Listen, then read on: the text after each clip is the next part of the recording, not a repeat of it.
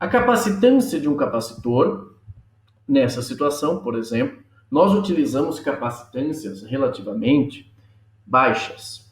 Então você vai encontrar o microfarad, nanofarad, picofarad. Você tem capacitâncias, você utiliza esses prefixos.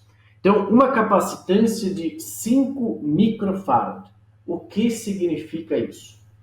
Uma capacitância, ela está relacionada com a carga, a diferença de potencial, quando você quer medir experimentalmente. Você pode medir a geometria, mas se você tiver essas duas informações, você consegue também determinar a capacitância. Então, a capacitância, por exemplo, de um capacitor, 5 microfarad. O que significa isso?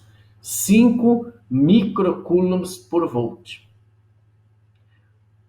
O que significa, pessoal, 5 microcoulombs por volt? Significa o seguinte: você vai estabelecer uma diferença de potencial de 1 volt nesse capacitor. Para você estabelecer uma diferença de potencial de 1 volt, é necessário que esse capacitor tenha uma certa carga elétrica. Então, para esse capacitor de 5 microfarad, para que a diferença de potencial entre as placas seja igual a 1 volt, a carga elétrica do capacitor deve ser igual a 5 microcoulombs. Então, se a placa dos capacitores, se a carga do capacitor é igual a 5 microcoulombs, a diferença de potencial estabelecida é de 1 volt. Ah, professor, mas se por acaso a carga desse capacitor é de 10 microcoulombs, então a diferença de potencial entre as placas será igual a 2 volts. Se você quer estabelecer uma diferença de potencial de 3 volts, você precisa que a carga do capacitor seja igual a 15 microcoulombs. Então, 5 microfarad equivale a 5 microcoulombs por volt. Esse é um resultado bem interessante, bem importante, quando você compreende o que significa a unidade da capacitância. Então, quando a capacitância, ela fornece o seguinte: quando você vai carregar o capacitor, você vai estabelecer uma diferença de potencial. Essa capacitância fornece a seguinte informação: quanto de carga elétrica é necessária para estabelecer uma determinada diferença de potencial. Então, um capacitor cuja capacitância é 5 microfarad, isso significa que, para estabelecer uma diferença de potencial de 1 volt entre as placas, a carga do capacitor deverá ser igual a 5 microcoulombs. Até agora, nós falamos que o capacitor ele é um dispositivo que armazena cargas elétricas. Mas, como é feito esse processo em que um capacitor consegue carregar? Para armazenar as cargas elétricas, deve haver um processo para que isso ocorra.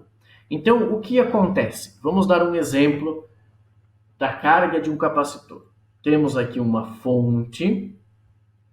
Essa fonte, existe uma diferença de potencial entre essa fonte, uma DDP. Você tem um terminal positivo, um terminal negativo, um potencial maior e um potencial menor. Você tem aqui um fio, você tem aqui um fio conectado a um capacitor de capacitância C. Você tem um outro fio e você tem uma chave S. Essa chave está aberta, ou seja, você não tem o contato desse ponto com esse ponto. Então, o circuito é chamado de circuito aberto. O capacitor ele está inicialmente descarregado. Então, esse capacitor ele está inicialmente descarregado. O que ocorre, então? Em determinado momento, você vai fechar essa chave. Você simplesmente vai encostar esse ponto do fio nesse ponto. Esse circuito, então, será chamado de circuito fechado. O que vai ocorrer quando essa chave S ela encosta aqui? O circuito estará, então, fechado.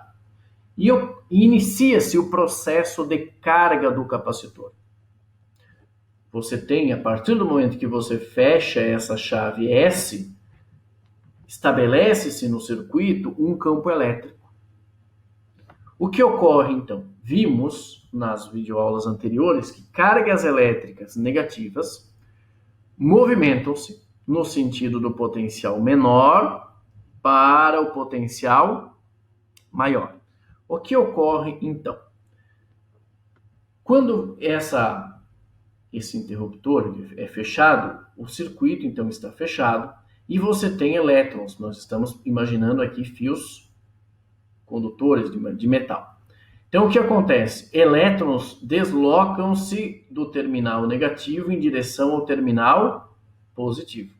Então, elétrons nessa região do fio começam o movimento e eles vão se ficar estabelecidos, eles vão ser armazenados nessa placa do capacitor, nesse lado.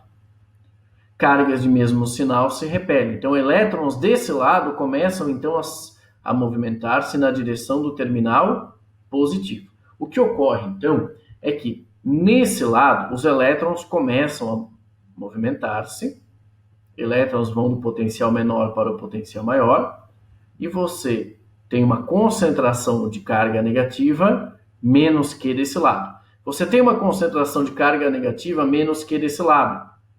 Cargas de mesmo sinal se repelem e as cargas negativas desse lado começam a movimentar-se em direção ao potencial maior, sobrando cargas positivas. À medida que você começa a aumentar a quantidade de cargas desse lado e, consequentemente, desse lado, você tem um aumento do potencial, pois vimos anteriormente que uma determinada carga, você produz uma diferença de potencial. Isso depende da capacitância. Mas, quando você aumenta a quantidade de carga, você vai aumentando a diferença de potencial entre as placas do capacitor. O que ocorre, então, é que quando esses elétrons movimentam-se para esse lado, você tem uma concentração de elétrons desse lado, você tem uma sobra de cargas positivas desse lado, em virtude dos movimentos dos elétrons para cá, e você estabelece uma diferença de potencial. Então, vai haver uma diferença de potencial no início entre essa placa, esse terminal e esse terminal, e esse terminal e esse terminal. O que ocorre é que, durante um tempo, essa placa vai ficando com uma concentração de cargas positivas, aliás, negativas, e essa placa com uma concentração de cargas positivas. E o potencial vai aumentando. Mas vai aumentando infinitamente? Não. Vai ocorrer uma situação em que essa diferença de potencial é a mesma diferença de potencial fornecida pela fonte.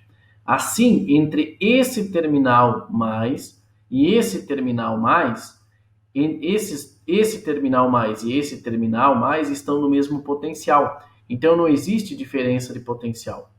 O que ocorre, pessoal, estou revisando isso, pois é um assunto muito importante, é que essas cargas negativas movimentam-se para esse lado e você tem um aumento do potencial nessa placa.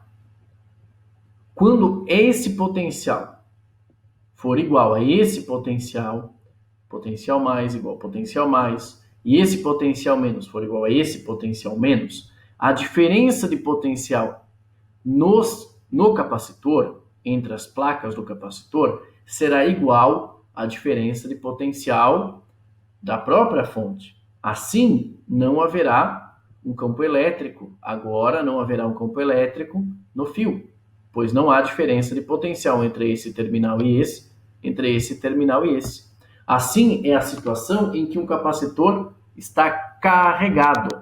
Um capacitor está carregado quando essa diferença de potencial, nós estamos considerando essa situação, quando essa diferença de potencial entre as placas do capacitor, ela é igual à diferença de potencial da fonte.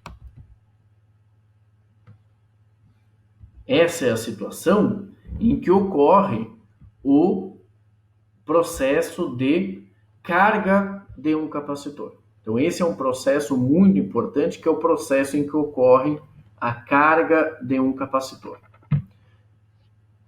Até agora, vimos então que um capacitor, um elemento que define um capacitor, é a capacitância. Capacitância é essa constante de proporcionalidade existente nessa equação Q igual a C vezes V. Vimos também como ocorre o processo de carga de um capacitor. Então, nesse processo de carga de um capacitor, quando a diferença de potencial entre os terminais do capacitor for igual à diferença de placa, então aí você tem o processo de carga de um capacitor. Na próxima videoaula, eu vou mostrar então como nós podemos deduzir e observar que a capacitância de um capacitor, ela só depende da geometria do capacitor e do meio que existe entre as placas.